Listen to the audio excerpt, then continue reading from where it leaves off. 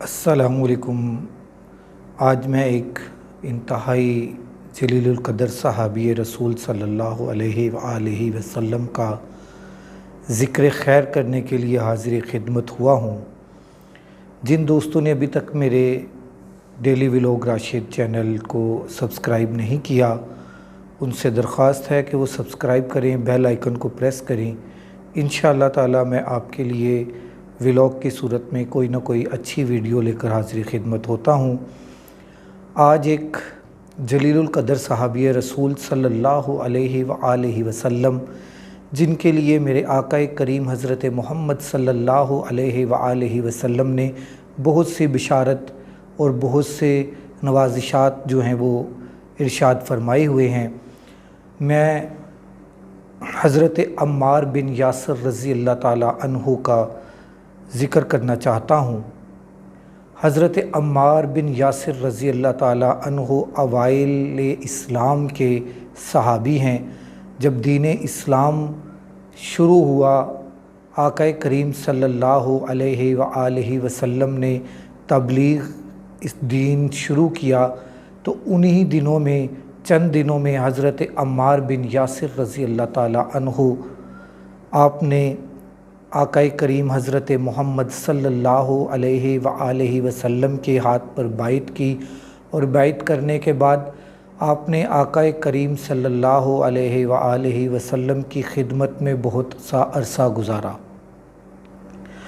آپ کے متعلق میرے آقا کریم حضرت محمد صلی اللہ علیہ وآلہ وسلم کا ارشاد گرامی ہے کہ عمار بن یاسر کے لیے جنت مشتاق ہے، کہ جنت کو انتظار ہے کہ حضرت عمار بن یاسر رضی اللہ تعالیٰ عنہ کس وقت جنت میں قدم رکھیں گے۔ اور آپ کو ایک اور سعادت جو ہے وہ حاصل ہے کہ آپ کے والدین جو ہیں وہ دین اسلام کے پہلے شہید ہیں۔ اور اس کے اوپر آتے ہیں تو آقا کریم حضرت محمد صلی اللہ علیہ وآلہ وسلم نے حضرت عمار بن یاسر رضی اللہ تعالیٰ عنہ کو یہاں تک بتا دیا تھا کہ آپ اس دنیا فانی سے کیسے کوچ کریں گے۔ ایک حدیث مبارکہ میں آتا ہے کہ حضرت عمار بن یاسر رضی اللہ تعالیٰ عنہ کو میرے آقا کریم حضرت محمد صلی اللہ علیہ وآلہ وسلم نے فرمایا کہ اے عمار بن یاسر، آپ کو ایک باغی گروہ شہید کرے گا، آپ اسے حق کی طرف بلائیں گے مگر وہ آپ کو اپنی طرف بلا رہا ہوگا۔ میں ابھی اس ٹاپک پر نہیں جا رہا کہ ان کو کس نے شہید کیا، کیسے شہید کیا، کیوں شہید کیا، مگر اس وقت ان کے فضائل بیان کرنا میں اپنی خوش قسمتی سمجھتا ہوں کہ حضرت عمار بن یاسر رضی اللہ تعالیٰ عنہ کا ذکر خیر کر رہا ہوں۔ یہ میری خوش قسمتی ہے۔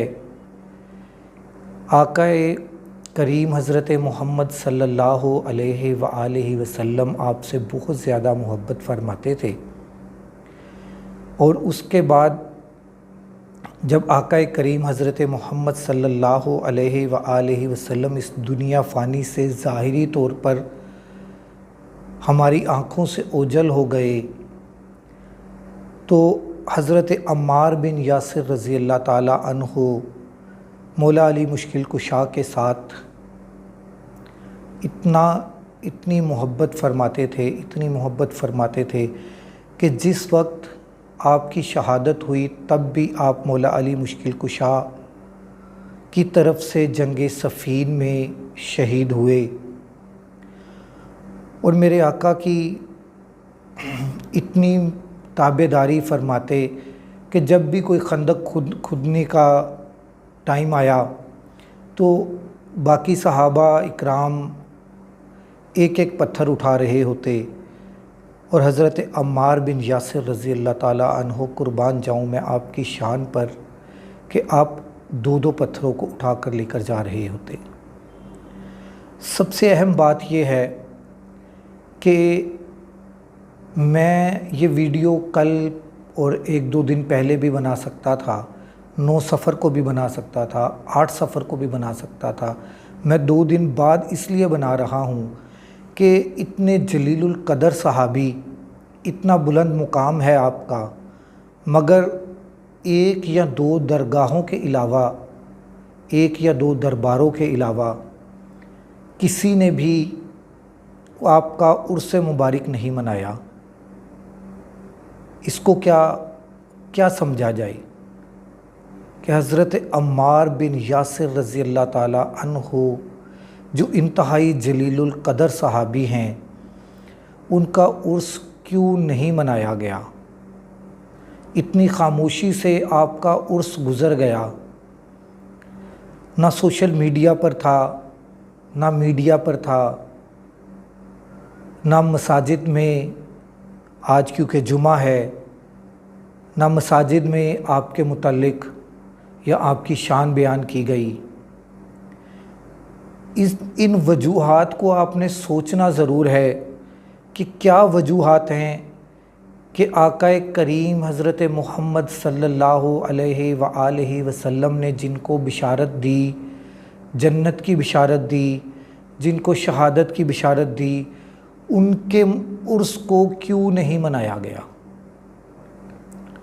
یہ آپ نے سوچنا ہے۔ انشاءاللہ تعالی میں آپ کو اپنی پھر کبھی کسی ویڈیو میں حضرت عمار بن یاسر رضی اللہ تعالیٰ عنہ کی شہادت کا واقعہ بھی بیان کروں گا، اور تب تک آپ نے یہ سوچنا ہے کہ کیوں نہیں عرس منایا گیا۔ میری ویڈیو میں تو آپ کو پتہ چل جائے گا کہ کیوں نہیں عرس منایا گیا۔ عرس حضرت عمار بن یاسر رضی اللہ تعالیٰ عنہ جنہوں نے منایا ہے، میں ان کو تہہ دل سے سلام میں عقیدت پیش کرتا ہوں، اور جنہوں نے نہیں منایا ان کو اللہ تبارک و تعالی ہدایت عطا فرمائے۔ وآخر دعوانا ان الحمدللہ رب العالمین۔ میرے دوستو، YouTube channel daily vlog Rashid کو سبسکرائب کریں، بیل آئیکن کو پریس کریں، اور اپنے دوستوں کے ساتھ شیئر ضرور کیا کریں۔ السلام علیکم